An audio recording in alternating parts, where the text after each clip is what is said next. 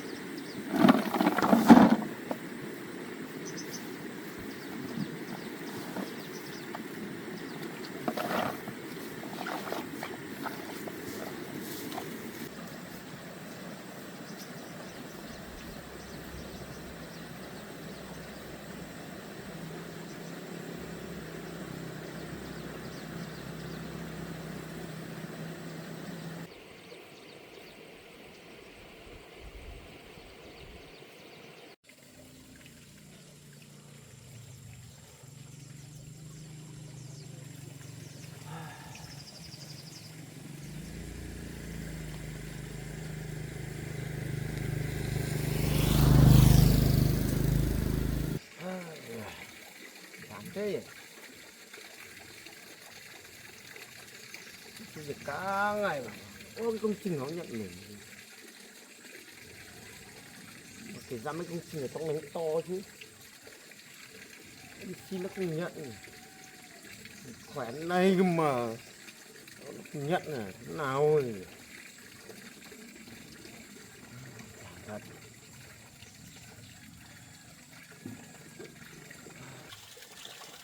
Nhớ biết làm thế nào đây. Việc kiếm có tiền thì nhà đất đai thì bán hết.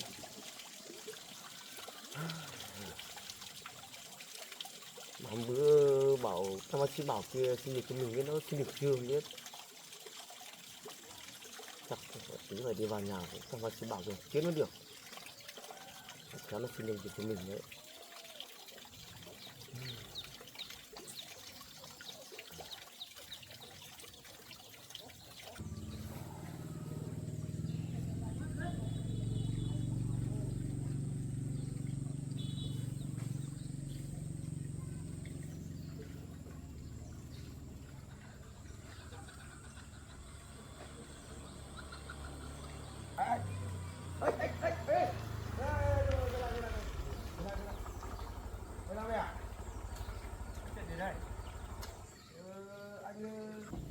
Thế em hỏi đi.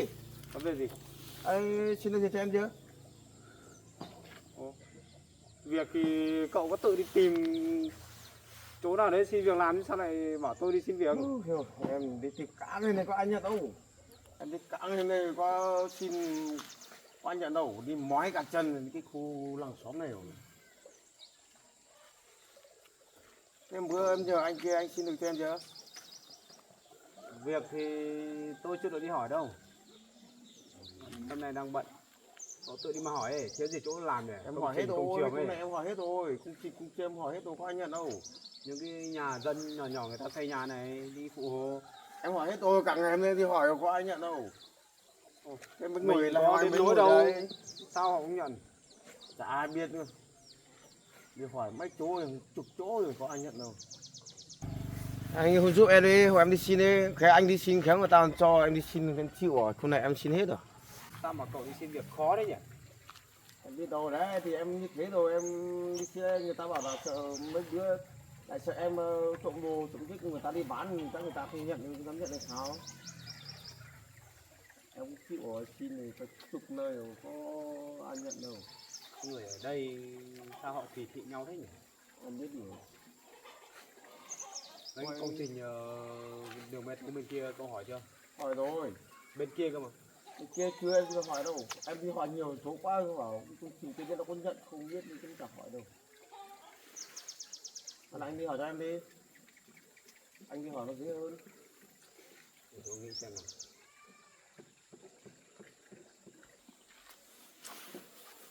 Trong này mình lại không quen ai nhỉ? Không quen ai đi làm công trình chứ. Được nghĩ xem nó. Đi làm công trình.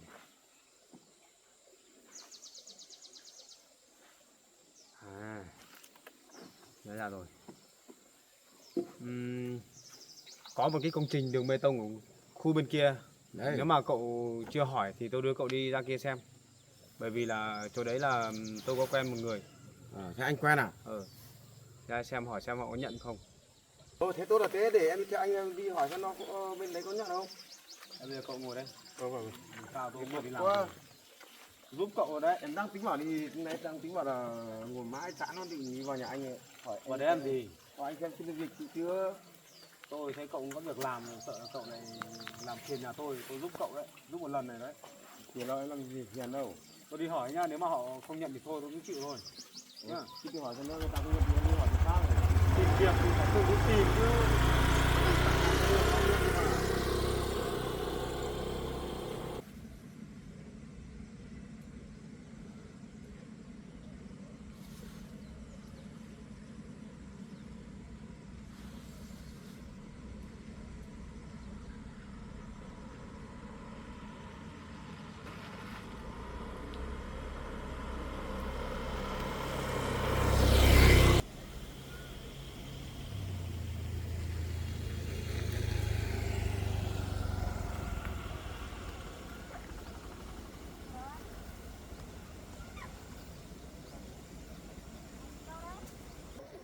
Anh hỏi chị này á.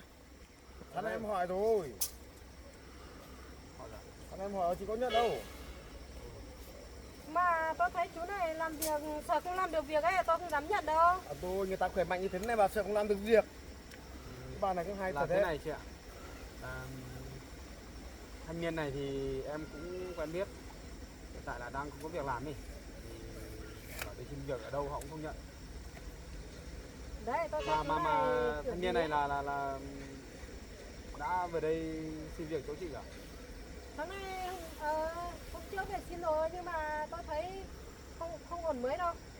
Thấy cái chú này như kiểu còn chưa biết làm việc đâu mà. Tôi thấy cái chú này không thấy giống người làm việc đâu. Như kiểu người gì ấy, thế này tôi không nhận đâu. Thanh niên nó Chị nhìn em mà. khỏe mạnh như thế này chị bảo là không giống người làm việc à? Tôi nhận người đây làm việc tôi cũng phải xem người chứ. Không rồi nhận chú về đây chú làm linh tinh sau này để câu giờ lấy tiền thế này không được đâu. Tí nữa sách xe mùi không cho phép đâu. Chị có thấy em làm việc đâu mà chị đánh giá em thế. À chị còn có sếp nữa cả. Đúng rồi, tí nữa sếp tôi không cho phép là tôi nhận người linh tinh đâu. Trước tôi nhận một người làm việc không ra việc, bỏ việc cuối cùng trả tiền oan cho họ đấy. Tôi không nhận được đâu, cái này tôi không quyết định được. Này tôi còn có cấp trên nữa, xong là giám đốc nữa. Tôi cứ nhận vơ này mấy nữa xảy ra chuyện gì với công trình của tôi thì mọi người bắt tôi chịu trách nhiệm thì tôi làm sao gánh nổi. Em bảo rồi sáng nay mình xin có nhận đâu mà cứ trên này trên nọ. Em hỏi chỗ rồi. Khó nhỉ. Thế em, chị có thể gọi sếp của chị đến đây được không? Để tôi nói chuyện đi. Sếp của tôi anh ấy bảo hôm nay đi công tác hay đi đâu rồi, không biết có nghe máy được không? Gọi xem. Để tôi gọi thử xem đã. Thật ra là đi xin việc thì gặp luôn quản lý hoặc là chủ công trình đi. Nó dễ hơn. Cậu này thì có việc để làm. Mà Bây giờ mới về thì lại không có việc làm gì. để tôi gọi sếp xem đã. Cũng là người trong địa phương này thôi mà. À mà sao? Anh ơi anh đang ở đâu đây? Anh đang ở bên ngoài này có chút việc, không sao đấy em. Công trình mình ấy có một người vào xin việc ấy nhưng mà em thấy cái người này như kiểu không làm được việc ấy, anh ra đây xem nào. Em một mình em không quyết định được đâu. Có thêm mọi lần anh thấy em để người dễ lắm mà. Sao lần này em không khởi xướng đấy sao mà lần này phải không thấy giải quyết. Em không biết được, em thấy cái không quyết định được, xong là cái người này còn bảo đi cải tạo về nữa thì anh ra đây anh quyết định hộ em nào. Cải tạo về á. Vâng. Nhưng mà nếu mà người ta đi cải tạo về người ta thay đổi thì em xem nào nếu thấy họ có vẻ hiền lành thì cho họ vào làm cũng được mà. Anh cứ ra đây xem nào, em làm gì quyết định được, đến lúc này là tuyển một người như cô Nhật về làm đâu chả ra đâu này mệt mỏi ra ấy. Em thì cũng mà nói Nhật cái Mỹ nhá. Anh nói em bao lần rồi đấy. Vâng, anh ra nhanh nhá, em ở đây chờ đây. Được rồi, để sau rồi anh ra luôn. Bảo chưa anh? Đấy, sếp đang xuống rồi. Anh ấy bảo đang ở Cứ, gần đây. cứ để cho sếp của chị xuống đây. Em nói chuyện một lúc thôi. Nếu được thì nhận mà không được thì cũng thôi. Mà tôi nhìn cái người cậu ấy, nhìn từ đầu đến chân tôi chả thấy cái điểm nào gọi là cái ưu điểm gì cả. Tôi cứ thấy cứ mất quan điểm kiểu gì ấy, nên anh mới có Cái làm anh được này không? thì còn trẻ, khỏe lắm. Làm việc chân tay công trình này thì điều này. Không biết có vác nổi bao xi không đây, nhìn người gầy gầy. Ta ấy nhỉ. Tôi thấy là người gầy gầy thế này là sợ tí nữa mọi người bảo đi vác xi này không vác nổi. Đến lúc kia thì chúng tôi lại trả phí tiền à? Chị xem người em làm biết chứ khỏe không khỏe gì phải biết chứ. Mà Trong này thì cũng anh này nó cũng đi xin nhiều chỗ rồi, lớn việc nhỏ thì cũng xin hết rồi nhưng mà mọi người thì cũng không nhận. thì em thì thật ra thì em nhớ ra là ở chỗ công trình này có chỗ chị Nhật làm ở đây nhỉ. chị Nhật làm ở đây mà có thể làm được cái việc gì đâu. Cái cô Nhật này đây, việc gì cũng đến tay tôi thôi mà. Mà anh quen biết nó à? Thật ra thì trước đây thì em với chị đấy có, có cả chồng chồng chị trước đấy cũng qua lại với nhau quen nhau. Thì em mới nhớ ra thì công trình ở đây chỉ quen mỗi chỗ chị đấy làm đây thì mới ra đây hỏi xem có nhận được thì anh này vào làm không, thì chỗ khác rồi em không quen. Tôi đây gặp cái cô Nhật tôi đã thấy đau đầu lắm rồi. Việc thì không làm được, thì còn không biết nói nữa.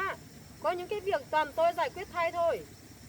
Thế là tôi không muốn nhận một người không làm được việc đâu. Cho chúng tôi là phải người làm việc giỏi thì mới làm được.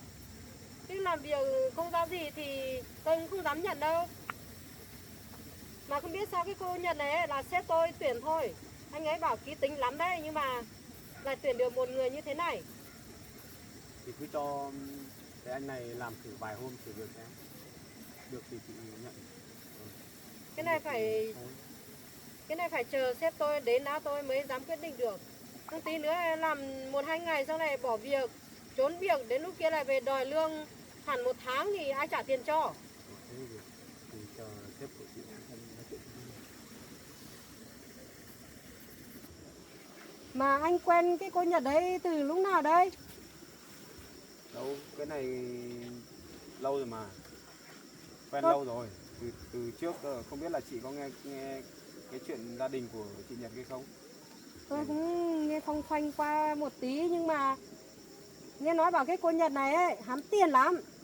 Nên là mới đi theo sếp của tôi đấy. Thế trước kia bảo là chồng cô Nhật đấy làm việc giỏi nữa, làm cán bộ mà, có tiền có lương, nhưng mà vẫn bỏ chồng từ cái lúc mà gặp sếp của tôi đấy, tôi cũng không rõ mấy. Nhưng mà thấy hai người này quan tâm nhau lắm. Mà em thấy chị nói chuyện với em như kiểu chị đang ghét cái chị Nhật lắm đúng không? Không hẳn là tôi ghét đâu, mà tôi thấy cái cô Sao nói này chuyện có là... vẻ có ý không tốt thế? Mà tôi thấy cái cô Nhật này làm việc chả thấy biết làm việc gì. Xong rồi có những cái công việc mình phải giải quyết bằng tiếng nói chứ có biết gì đâu. Công trình này toàn tôi đi chỉ bảo cho người ta làm đấy. Không là Chắc cho là- cô đấy ở đây làm cả ngày không xong được một đoạn mà. Chắc là chị Nhật mới làm việc ở đây chưa được lâu nên là chưa thành thạo công việc thôi. Mà cái cô Nhật này có làm được cái việc gì ra hồn đâu. Đi bảo người tôi bảo là đấy bây giờ đến cái một đoạn đường nào đó bảo cô đấy đi chỉ bảo cho người ta làm đi. Cứ đi ra kia chỉ cho người ta không biết có hiểu không, lại quay về không. Xong là những cái hợp đồng quan trọng, hợp đồng lớn ấy, cái cô Nhật này có được đi ký lần nào đâu. Toàn sếp giao cho tôi đi chứ, không có tôi đi á. Kể cả cái con đường này, hợp đồng này còn không có ai làm cho mà. Đấy tôi làm việc giỏi thế cơ mà. Mà sếp của tôi chả thấy khen tôi đâu. Cái việc công việc của chị với mọi người thì em không hiểu đâu. Thì chị nói thì em cũng không biết nói thế nào. Mà tóm lại là tôi thấy là cái cô Nhật này là có ý gì với sếp của tôi rồi. Nhưng mà cái tình hình này như thế này ấy, mấy hôm mà lấy mất cái gì như kiểu những cái tài sản gì đấy của sếp tôi thì lúc đấy thì tôi cũng không biết bảo thế nào, tôi cũng nhắc sếp nhiều lần rồi. Em thấy chị nói hơi quá rồi đấy. Vì em thấy chị Nhật cũng là người tốt, chăm chỉ nữa. Có phải xấu như chị nói đâu. Có cái gì tôi nói thế là còn nhẹ đấy. Có những lúc tôi thấy bực mình lắm đấy. Tôi bảo là hôm đấy tôi bận rồi, nhờ đi giải quyết một số công việc hộ tôi. Có thấy làm được cái gì đâu, hôm sau tôi về công việc vẫn y nguyên, tôi vẫn phải làm lại. Mà trong khi đó sếp của tôi khen lấy khen để, còn thưởng cho cô Nhật nữa chứ. Có cái gì còn toàn bảo cô Nhật đi thôi. Tôi bực hết cả mình đấy. Mà Chắc là- mà nhìn mặt của chị cả tốt gì đâu mà. Có đẹp cái gì? Tôi không tốt đẹp à? Cậu thì liên quan gì? Thế là tôi không nhận cậu vào đây làm việc, cậu tức cậu nói thế chứ gì? Cái gì nhìn người là biết mà, cái gì đâu mà. Không nói gì nữa. Mình phải xin việc chứ không phải là về tranh cãi gì đâu. Đây, nên tôi mới không dám nhận đây. Tôi nhìn cái mặt thế này tôi không dám nhận làm việc đâu. Ok. Người phải ngoan cơ, tôi mới nhận được. Chị này, cái chuyện này thì chuyện làm việc bên chị thôi thì em không biết đâu. May thì em đưa anh này ra đây để xin việc thôi. Nếu mà bên chị không nhận được thì không nhận vào làm thì cũng không sao đâu mà. Để cũng chờ sếp của chị đến thì nói chuyện một lúc xem thế nào, nếu mà không được thì thôi. Để chị Đấy, nói với cái chuyện cá nhân đấy, của chị như em anh nói chịu chuyện rồi. như thế là còn được đấy. Như cậu này nói chuyện tôi không ưng được. Nói chuyện cũng công là việc tùy thì chị nói chứ. em không can thiệp vào sâu được. Mà tôi nghĩ chưa chắc sếp của tôi đã nhận cái con này vào làm việc đâu. Thấy cái người không có thiện cảm gì cả. Hay là hai người cứ về đi. Có gì tí nữa tôi báo cáo sếp cho. Dù sao thì chị cũng gọi cho sếp ra đây rồi thì chờ một lúc xem mà ra nói chuyện xem. Tôi còn đang bận đo đường này. Vừa đây nói chuyện với hai người mất cả thời gian của tôi. Không đủ thẩm quyền để Nhìn mặt bạn này là biết là cũng đủ để nhận công người vào làm đúng không? Tôi nhận vẫn nhận đường mà. Nhưng mà tôi nhìn cái con này là không thấy có thiện cảm. Tôi không thích nhận. Hai người muốn đợi thì đợi, không muốn đợi thì đi về đi. Tôi bận đo đường rồi. Em bảo rồi. Mấy bạn này nó không nhận đâu mà nhìn mặt bạn này là biết người không cấp tính có vẻ Em cái cô này hơi khó tính ấy. mình biết. Hôm nay về nói em một trận cứ bình tĩnh đi chờ tí nữa sếp của cái chị này đến rồi để em nói chuyện.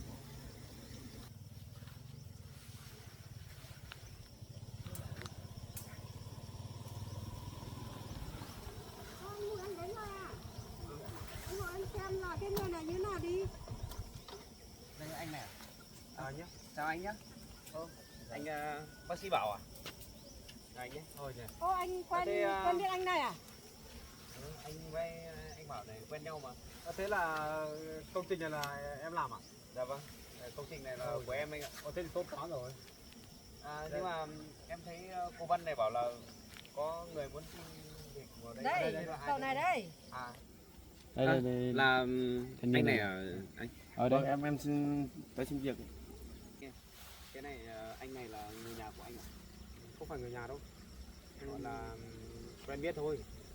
Đây Thật ra anh xem đi, cái này xem là có nhận được không? cho em biết này, cái cậu này ấy là mới đi cải tạo về, cho nên anh ấy mới đi cải tạo về, cho nên là đi xin việc thì chỗ nào họ cũng không nhận. Thì anh đây thì anh cũng nhớ ra là chỗ chị Nhật thì cũng làm ở đây này, thì mới nhớ ra, thế mới ra đây hỏi xem là còn nhận người làm không. Nếu nhận thì cho nhận hộ cái cậu này vào làm. Cậu này thì bây giờ đang không có việc. Vâng, thật sự thì công trường em thì bây giờ vẫn đang cần tuyển người vào làm anh ạ. Thế thì tốt, tại vì bây giờ bọn em đang trong giai đoạn đổ mặt đường này nên là cần nhiều công nhân. Nhưng mà quan trọng là không biết là anh ấy có làm được hay không thôi. Theo anh nghĩ là được, bởi vì là Anh nhìn em biết mà khỏe mà. người Cái khỏe. cô này này, sáng nay về xin việc cả đã tuổi à, nhìn người chịu luôn rồi. Anh Mùi, em thấy cái người này ấy, nhìn mặt gian lắm, chắc không làm được cái công việc này đâu. Ở đây làm việc nặng nhọc mà. Cô thì biết cái gì, nhìn người cô cứ phán xét à? Mà nhìn mặt cái cô là cũng chả ra gì đâu. Tí nữa làm không được việc, sau này bỏ việc. Đến lúc ấy, sếp của tôi lại phải mất tiền oan để trả. Nhưng mà Nhìn mặt cô là tôi biết sáng nay về xin một cái là chưa nói cái gì là đuổi rồi. nhưng mà sao em lại nhìn mặt mà bắt hình dong thế? Người ta Thì- chưa làm sao em đã biết là người ta không làm được. Cứ chê này chê nọ. Nhưng mà em nhìn người chuẩn lắm đấy, anh phải tin em một lần đi. Không đến lúc anh hối hận Nhìn đấy. cái mặt của cô mà nhìn chuẩn lắm nhỉ. Thế, Này em này anh thấy cái thế công trình của em. sáng nay là anh này cũng đến xin việc ở đây rồi. Sáng nay về Vâng, xin rồi. Bên đây sáng nay cái xin cô này việc ở này đây. chưa kịp nói gì là bảo không nhận đâu, công trình không nhận người rồi.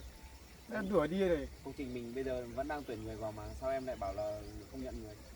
Nhưng mà em cũng phải xem người mà nhận chứ. Cô này nói chuyện là thái độ lắm, cái cô này sáng nay như thế. Anh biết là cái chuyện đấy em phải xem người mà nhận là đúng rồi, nhưng mà em cũng phải nói chuyện từ từ với người ta để xem người ta có làm được hay không chứ. Sao tự nhiên anh thấy anh ấy bảo là họ chưa nói gì mà em đã đuổi người ta rồi. Thì em nhìn mặt một phát thì em biết là người như thế nào, cần gì nói nhiều nữa. Em thấy cái anh này, cái cậu này ấy, không làm được việc đâu. Anh mà nhận á, mai anh hối hận đấy. Chịu luôn rồi. Nhưng mà người ta chưa làm sao mà biết người ta không làm được. Thì anh xem đây, đi xin việc mình phải thái độ ngoan hiền chứ. Đằng này như kiểu còn Có vẻ là gì ấy. thư ký của em là hơi khó tính nhỉ? Tính cô Văn như thế anh ạ. Nói chung là cô ấy cũng tính của cô ấy thì cũng hơi nóng nảy một chút, nhưng mà cô ấy cũng làm việc rất là tốt đấy. Không phải tôi khó tính đâu. Tôi có linh cảm mách bảo là cái con này không làm được việc đâu. Mà Cô những cứ anh nhìn người vệ này bề mất ngoài mà tiền đánh của giá anh nhỉ. đấy. Cái cô này buồn cười thật đấy. Không nhận đâu anh ơi, tốt nhất là đừng nhận. Thế bây giờ thế này này, về mặt anh đi, xong là em nhận cái cậu này vào làm đi. Nếu mà sau này mà cậu này mà làm cái gì không đúng hoặc là sai phạm gì thì em có thể về tìm anh.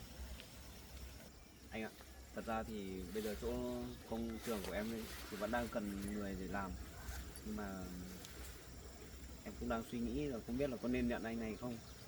Tại vì em nghe thấy cô Vân cũng nói qua rồi, thì bây giờ công trường của em ấy thì cũng cần những người mà làm việc có trách nhiệm.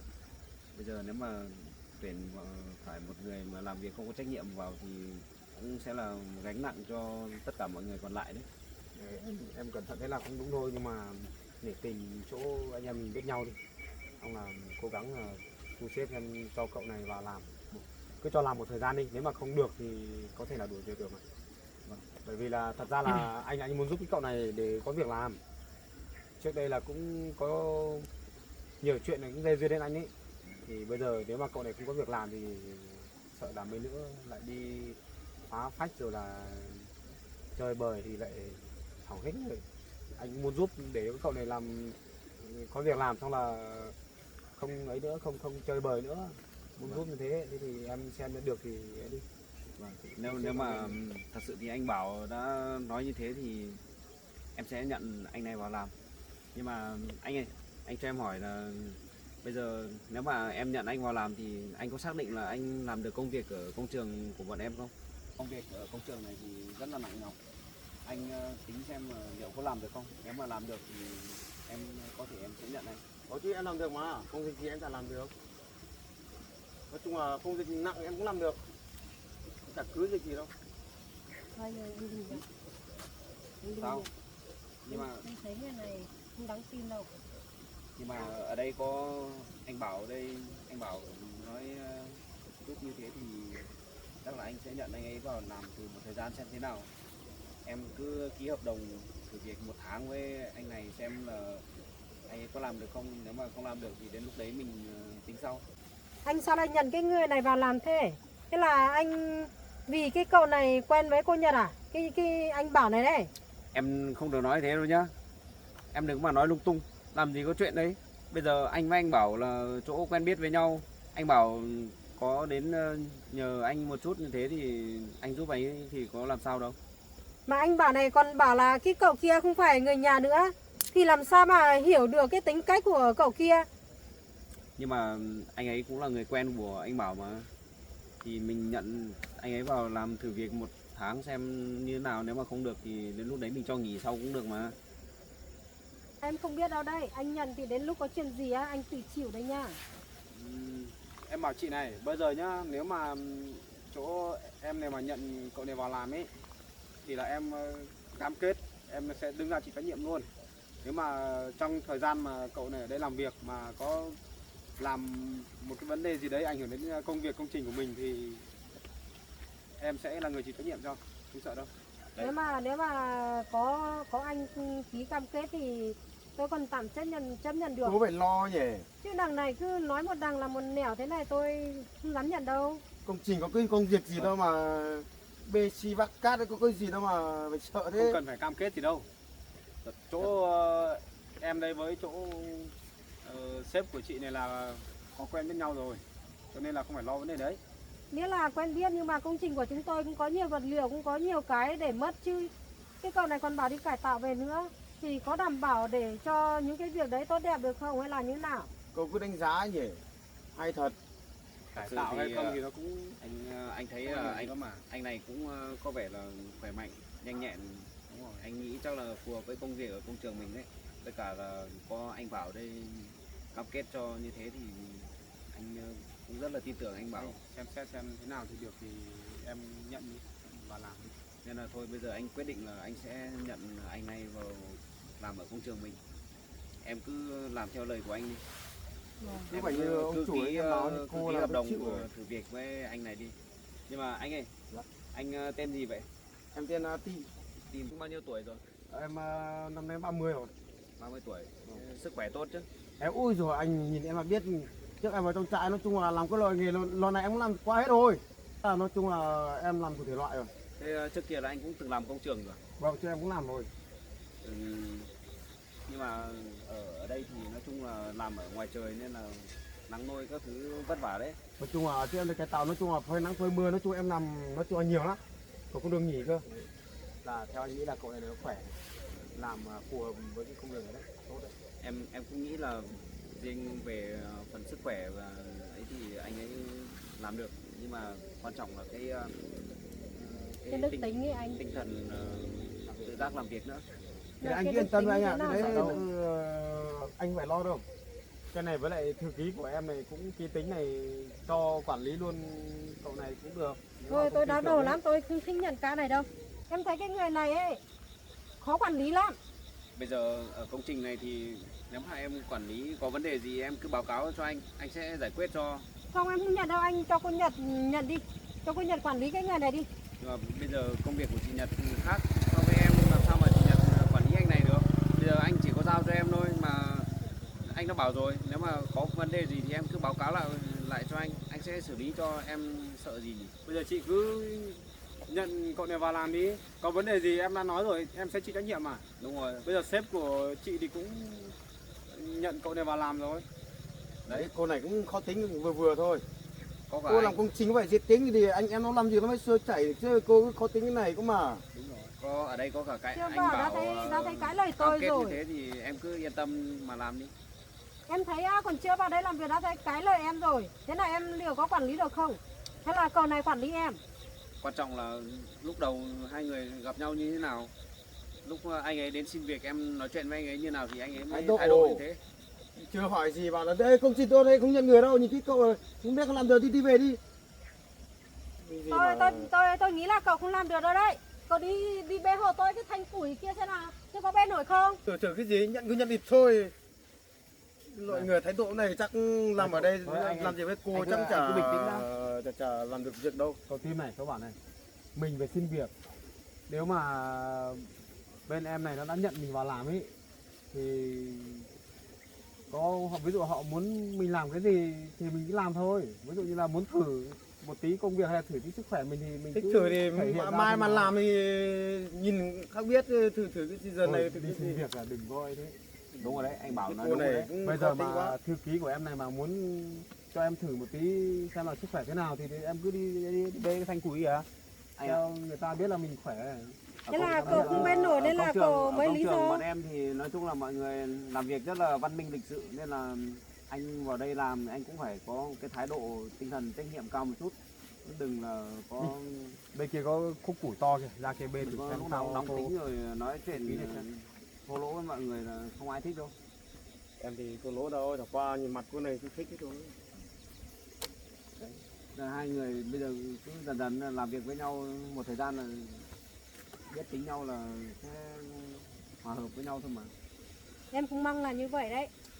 Thôi nếu đã thế thì bây giờ cứ quyết định vậy đi, em cứ nhận cô ấy vào làm tạm một thời gian xem thế nào. Nếu mà cậu ấy mà không làm được thì đến lúc đấy em xử lý sau cũng được. Bây giờ có cả anh Bảo ở đây nói giúp rồi. Thì Thế lúc là đầu, em nể mặt anh với lại anh bảo này nhá. Không là em không nhận đâu đấy. lúc đầu là em là cứ tưởng là sếp của chị là ai. Hóa ra là người em quen biết thôi, thì bây giờ cũng tạo cơ hội cho nhau đi. Để cho cậu này nó có việc làm. Bây giờ anh Mùi đã nói thế rồi thì tôi cứ cho cậu này thử việc thôi. Không đến lúc xảy ra vấn đề gì á, hai người tự chịu trách nhiệm đấy nhá. Thôi được rồi. Thế quyết định thế nhỉ? Vâng, thế cứ quyết định vậy đi. Vâng, thế cứ quyết định vậy anh. Có gì thì giúp anh với. Giúp cho cậu này nó có việc làm. Vâng. Nếu anh đã có lời như thế thì em chắc chắn là em sẽ giúp anh. Đây, anh chị. Vâng. Thế thì anh bắt đầu từ ngày mai sẽ đi làm ở công trường nhé. Còn nếu mà có thông tin gì mới thì tôi sẽ bảo cô Vân đây thông tin lại cho anh. Còn đi làm ở công trường này công việc nặng nhọc, mọi người làm như nào thì mình cũng làm như vậy, cứ cố gắng chăm chỉ lên Rồi cái này em biết mà. rồi sẽ được mọi người công nhận thôi. Với cả tôi cũng biết anh vừa mới đi cải tạo về, vừa ở trong đấy ra thì cũng tinh thần cũng không được ấy cho lắm, với cả cũng chưa có việc làm nữa thì anh cứ làm việc cho tốt vào. Đấy, bây giờ mình ra rồi mình phải thay đổi đi, đừng như trước nữa. Bây giờ là tôi giúp cậu xin được việc cho cậu làm rồi nhá. Cố gắng mà làm cho thật tốt nhá. Em biết Đi rồi. vào làm ở đây là tuyệt đối là không được gây chuyện đấy nhá. Chăm chỉ làm việc đi. Đấy, cậu Không nghe đến mấy thấy nữa chưa? là bị đổi việc là tôi không chịu trách nhiệm cho đấy. Phải làm cho tốt vào nhá. Thế này có anh Bảo đây, có sếp của tôi ở đây chứng kiến rồi. Cô yên tâm đi. May tôi mà nhắc nhở sai bảo cậu cái gì cậu không làm được xem. Ở đây bây giờ tôi cũng giao cho cô Văn quản lý anh team này nhá. Hai Mà người- em thấy nhức đầu lắm. Anh cứ giao cho em nhiều việc này ấy. Cho cô nhận một phần đi xem nào. Thì bây giờ anh giao cho em thêm người thì người ở bên em sẽ có thêm một người hỗ trợ thì sẽ nhẹ nhàng hơn chứ, công việc nhẹ nhàng hơn chứ. Không biết là hỗ trợ là phá đám đây. Thế thôi nhỉ. Thế phép anh về trước nhá. Thì, mai thì cậu team chắc là bắt đầu vào làm rồi. Thế thì anh về nhé. Ừ, Chào anh nhé. Tôi đưa cậu team về đi, về đi. Dạ, anh Mai em cậu về ra làm nhá. Có đấy.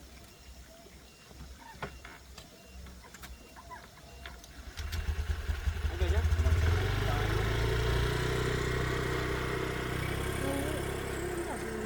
Người đâu đâu bên làm ấy. Nhưng mà bây giờ có cả anh Bảo ở đây cam kết như thế thì anh rất là tin tưởng anh Bảo. Anh Bảo thì là một người có khá là có uy tín ở chỗ mình. Anh thì Anh cũng quen biết anh Bảo. người thôi. Anh cũng quen biết anh Bảo nên là chắc chắn là không có vấn đề gì đâu. Anh cứ tin tưởng anh. Mà anh thấy em quản lý bao nhiêu người này anh còn chưa thấy em mệt à? Còn lôi thêm cái người này còn đi cải tạo về nữa chứ. Bây giờ người ta đi cải tạo về mình phải tạo một cái cơ hội cho người ta sửa sai, cho người ta làm lại chứ sao em cứ có cái suy nghĩ người ta đi cải tạo về là người ta xấu vậy. Thì không tốt mới đi cải tạo chứ, đã tốt rồi thì cần gì đi cải tạo nữa à? Bây giờ trong cuộc sống ai mà chả mắc sai lầm. Bây giờ cho người ta một cơ hội xem người ta sẽ làm thế nào. Nếu mà đỡ đâu người ta lại là người tốt thì sao. Thôi bây giờ cứ cho anh ấy làm ở đây một thời gian đi. Rồi nếu mà không được thì đến lúc đấy em cứ báo cáo lại cho anh. Có vấn đề gì cứ báo lại anh để anh xử lý. Còn nếu mà lười biếng quá thì anh sẽ cho nghỉ. Đấy là em bị anh đấy nên em mới nhận đấy. Rồi được rồi. Thế thì từ mai em sẽ quản lý anh này nhé. Vâng. Thế lúc đấy anh lên trên kia làm việc có mệt không? Cũng bình thường thôi. Nhưng mà em đang đo ở kìa. Vâng, em đang từ đằng kia đó về đến đây rồi. Xong là gặp hai người này đấy, em mới dừng ở đây. Không là mà cái đoạn kia thì cũng bồi xong rồi cũng không cần đo nữa. Rồi. Bây giờ cái đoạn này thì làm mặt đường xong rồi, chuẩn bị làm rãnh đấy. Vâng. Em bây giờ thì chuẩn bị cho máy về đào lại cái rãnh nhá. Đợt trước đào xong rồi mưa mấy hôm lở hết xuống rồi. Vâng. Cái đoạn này em đo hết chưa? Em đo rồi.